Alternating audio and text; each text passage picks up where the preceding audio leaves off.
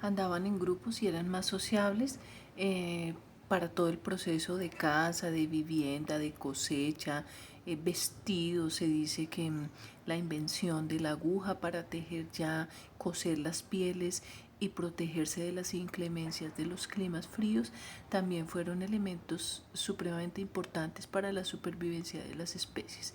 Y obviamente ha existido en el transcurso de esos miles de millones de años una evolución importante en los procesos cognitivos.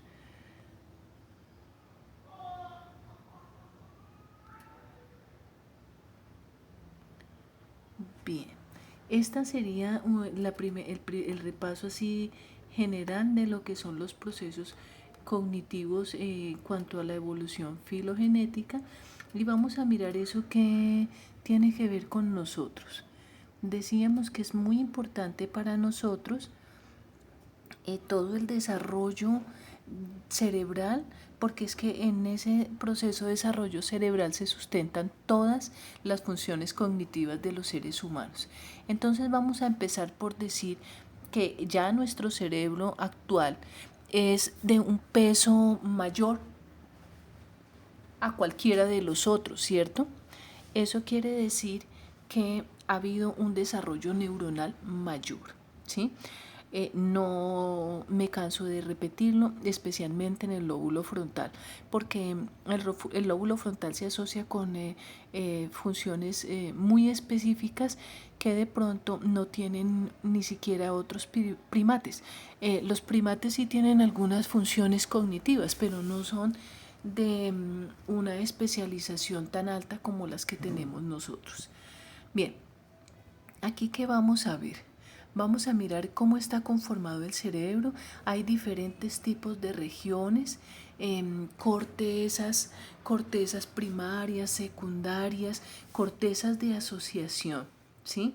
Estas cortezas están organizadas jerárquicamente. Las primarias se procesan información más sencilla, las secundarias un poco más compleja, y las cortezas de asociación integran esas diferentes funciones.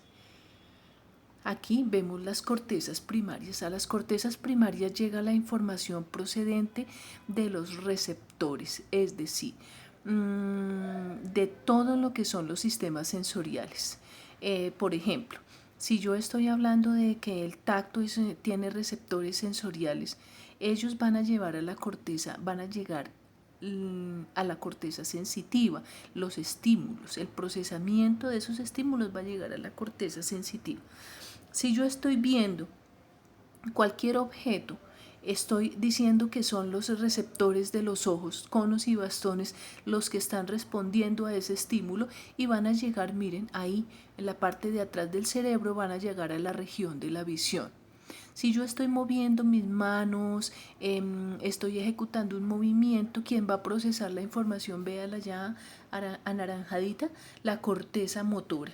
Si estoy escuchando algún sonido, los oídos a través de los cilios del caracol van a llevar los estímulos a la corteza auditiva. Bien, las cortezas secundarias, de pronto ahí no las ven muy claramente, pero son las que están contiguas a las áreas primarias, muy cerquita, subrayadas con unas líneas de colores, ¿sí? Están pegaditas a las cortezas primarias. Esas cortezas ya responden a una serie de estímulos mucho más especializados, pero no son individuales. Quiere decir que, por ejemplo, si yo estoy viendo un objeto sencillo, no responde solamente por decir algo, a la forma, sino que responde a la forma y al color. Entonces, si yo veo un dado rojo, él no solamente va a ver lo rojo, va a ver los números, va a ver los puntos de contraste, va a ver el cubo, ¿ven? Procesa la información. Y si con ese mismo dado voy a realizar una suma, entonces entran las cortezas de asociación. Esas cortezas de asociación lo que hacen es interpretar la información que llega de las dos otras áreas, tanto de las primarias como de las cortezas secundarias. Entonces es importante que ustedes tengan en cuenta que hay 3 regiones de asociación que son fundamentales. La primera es la región límbica, que es aquella que procesa estímulos que no necesariamente son emocionales, pero que se convierten en emocionales. Entonces recuerden cuando ustedes están muy enamorados y muy enamoradas y escuchan una canción, la canción que les dedicó el novio o la novia. Entonces, la canción por sí sola no tiene un significado, pero como esa canción te la dedicó tu novio o tu novia, entonces tú respiras más profundo, suspiras, te sientes enamorado, porque involucra el procesamiento de un estímulo, pero de orden emocional. La región parieto-temporo-occipital es la región que procesa simultáneamente percepciones visuales, auditivas y que se relacionan con los órganos de los sentidos, las percepciones motrices, táctiles, ¿sí?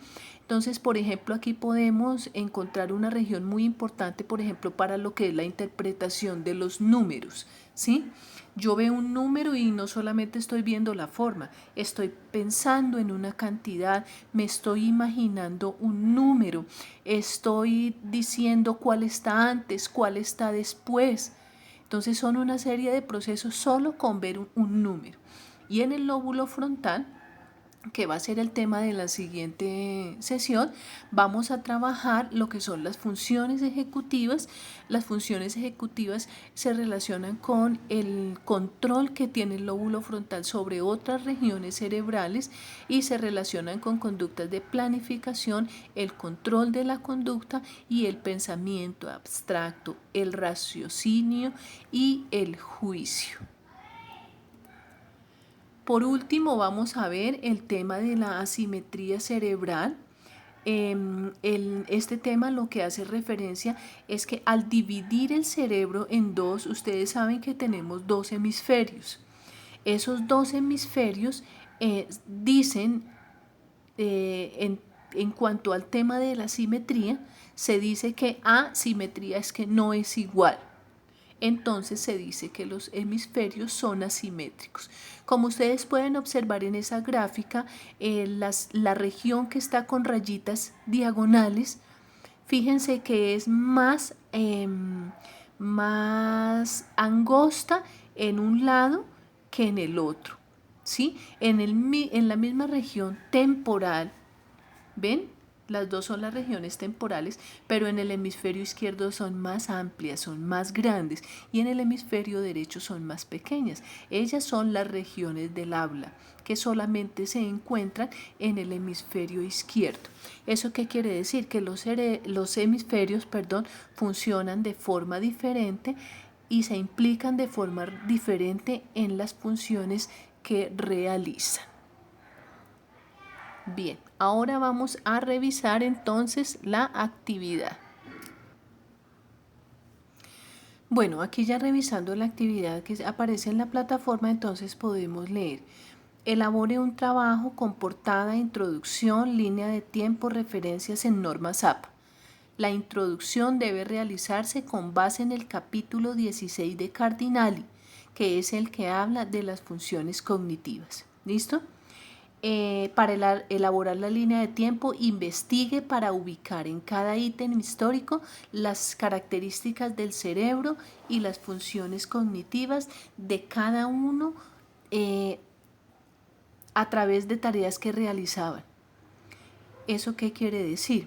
Que van a ubicar, así como yo les presenté al Australopithecus, al Homo habilis, al Heidelbergensis, al Neandertal, etc. Y van a escribir en la línea de tiempo los aspectos especiales relacionados con las tareas que realizaban. Por ejemplo, cazaban. ¿Qué implicaba a nivel cognitivo cazar? ¿Sí? No es tan importante que ustedes escriban si tenían piel, si la mandíbula era grande. Lo que sí deben colocar son las características del cerebro. ¿Qué características tenía el cerebro?